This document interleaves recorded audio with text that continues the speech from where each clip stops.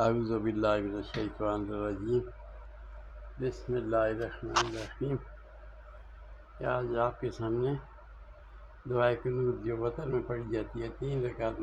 عشاء کی 3 رکعت پڑھی جاتی ہیں وتر واجب، تو اس میں تیسری رکعت کے سورت پڑھنے کے بعد اللہ اکبر کہہ کے پھر جو پڑھی جاتی ہے دعائے قنوت اس کو کہتے ہیں، تو اس کو آپ کے سامنے دعائے قنوت اور اس کا ترجمہ پیش کرتا ہوں۔ تو بسم اللہ الرحمن الرحیم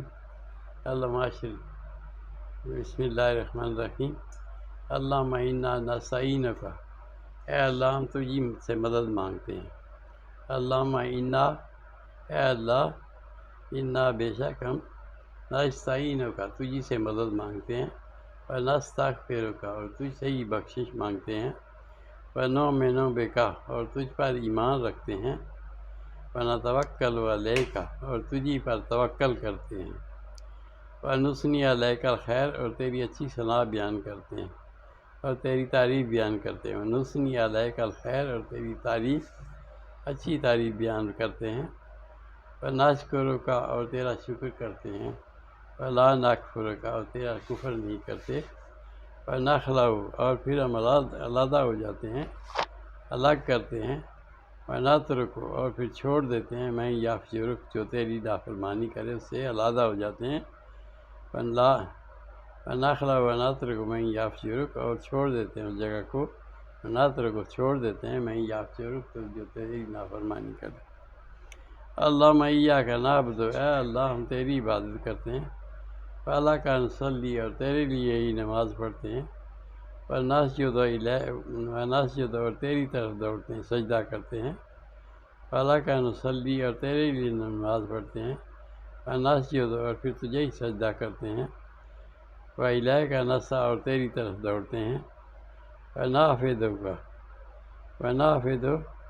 اور پھر تیری بارگاہ میں حاضری دیتے ہیں، ونعبد ونرجو رحمتک اور امید رکھتے ہیں، ونرجو رحمتک اور تیری رحمت کے امیدوار رہتے ہیں، ونخشی عذابک اور تیرے عذاب سے ڈرتے ہیں، ان عذابک بالکفار ملک، بے شک تیرا عذاب، بے شک عذابک تیرا عذاب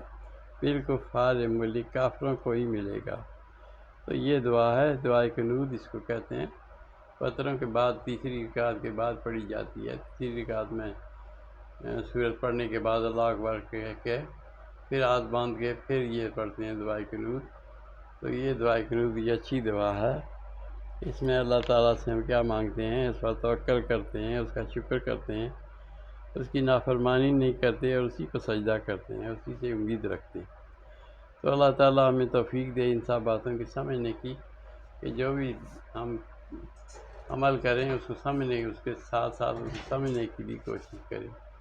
تو اللہ تعالیٰ ہمیں سمجھ کی توفیق دے۔ صدق اللہ العظیم و صدق رسول اللہ۔